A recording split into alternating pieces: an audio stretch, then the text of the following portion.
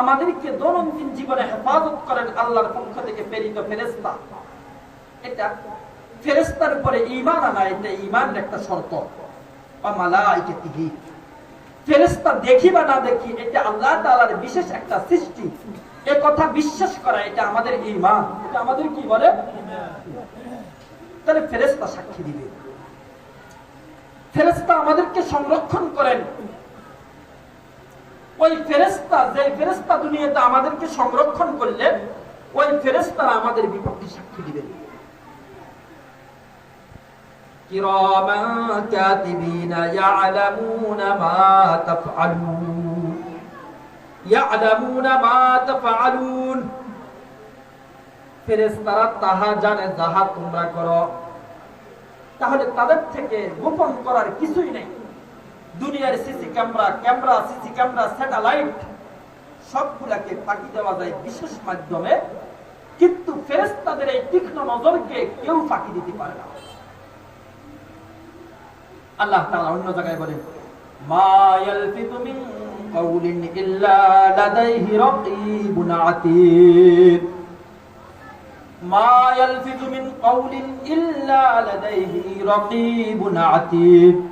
তোমরা যে কথা বলো, যেটা লেখো, ফেসবুকে লেখো, ইন্টারনেটে লেখো, সিটিতে লেখো, গীবত করো, শিকায়েত করো, যে কথা বলো অথবা যে কথা লেখো, এই কথাগুলোকে লেখার জন্য, সংরক্ষণ করার জন্য আল্লাহর পক্ষ থেকে নিযুক্ত শক্তিশালী বাহিনী আছে। আচ্ছা বলেন, যে বাহিনীর ব্যাপারে আল্লাহ বলছেন শক্তিশালী, বিচক্ষণ, এটা কি দুর্বল হতে পারে? এটাকে ফাঁকি দেওয়ার কোন সুযোগ আছে? আল্লাহ নিজেই বলছেন, মা ইয়ালফিযু মিন কাওলিন ইল্লা লাদাইহি রাকীবুন আতীদ। এরা শুধু বাহিনী নয়, বরং সংরক্ষণকৃত শক্তিশালী বাহিনী। দেখা গেলে তো ধরে পালন করবে, মানে মনে করেন যেমন দুনিয়ার কেউ যদি কাউকে চিনে তার বিপক্ষে, তাহলে কোন একটা সিস্টেমে ম্যানেজ করে নেয়। তো যদি ফেরেশতাকে আমরা দেখতাম, তাহলে সিস্টেমে এটাকে একটা সিস্টেম করে নিতাম। কিন্তু আল্লাহ তাআলার কারিশমা কি সুন্দর দেখেন, এটাকে দেখাই যায় না, ধরাই যায় না, তো আপনি এটাকে আর ধরবেন কখন, বুঝাবেন কখন? এটাকে দেখা যাবে শুধুমাত্র কিয়ামতের দিন। তো এটাকে তো আর অগ্রিম বুঝাবার মতো কোনো সুযোগ। তাহলে আমাদের পক্ষে অথবা বিপক্ষে যদি এক কাজ করি, পক্ষে সাক্ষী দিবেন, আর যদি গুনাহের কাজ করি তাহলে বিপক্ষে সাক্ষী দিবেন। তাহলে ফেরেশতারা আমাদের সাক্ষী। ইন্নাল আবরারা লাফি নাঈম ওয়া ইন্নাল ফুজ্জারা লাফি জাহিম। যদি আমরা নেককার হই তাহলে আমাদের অবস্থান হবে আবরার, এটা বিশেষ একটা জায়গা আরশ আজিমের উপরে। আর যদি আমরা গুনাহগার হই তাহলে জাহিম, এটা জাহান্নামের একটা নাম, আমাদের ঠিকানা হবে জাহান্নামে। ইন্নাল আবরারা লাফি নাঈম ওয়া ইন্নাল ফুজ্জারা লাফি জাহিম। নেককারদের ঠিকানা হবে আবরার, জান্নাতে, আর গুনাহগারদের ঠিকানা হবে জাহিম, জাহান্নামে। আমরা সকলে জান্নাতে যেতে রাজি আছি তো ইনশাআল্লাহ? তাহলে আমরা নেক কাজ করব। আমাদের সাক্ষী 2 নাম্বার হলো ফেরেশতা, 3 নাম্বার আমাদের সাক্ষী হলো আমলনামা। 3 নাম্বার আমাদের সাক্ষী কি?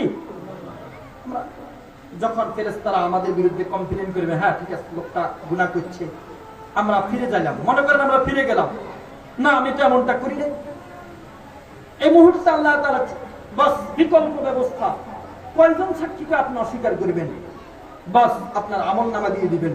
আচ্ছা ঠিক আছে, ফেরেশতারা ভুল দিচ্ছে, ভুল বলল, তাহলে এবার তোমার আমলনামা দেখো। আল্লাহ তাআলা বলেন, ইকরা কিতাবাক কাফা বিনাফসিকাল ইয়াওমা আলাইকা হাসিবা।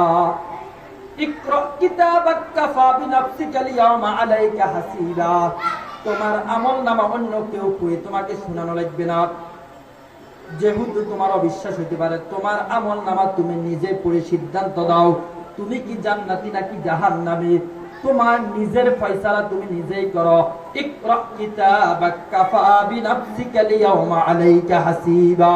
তোমার হিসাব করার জন্য তুমি নিজেই যথেষ্ট। তোমার বিচারে তুমিই বলবা। আমরা দুনিয়াতে দেখবেন এক পর্যায়ে বিচার যখন দেখে যে আসলে দোষ মোটামুটি আমার মানে যখন অপরাধী বুঝতে পারো দোষ আমার, এক পর্যায়ে স্যালেন্ডার হয়ে যাও, যাই হোক ভুল তো করে ফেললাম, তো নিজের বিচার নিজেই। আল্লাহ তাআলা বলেন তোমার আমলনামা পড়ে তুমি সিদ্ধান্ত নাও তুমি কি জান্নাতি নাকি জাহান্নামী। কারণ তোমার রব কারোর উপরে জুলুম করবে না, কারোর উপরে জুলুম করবে।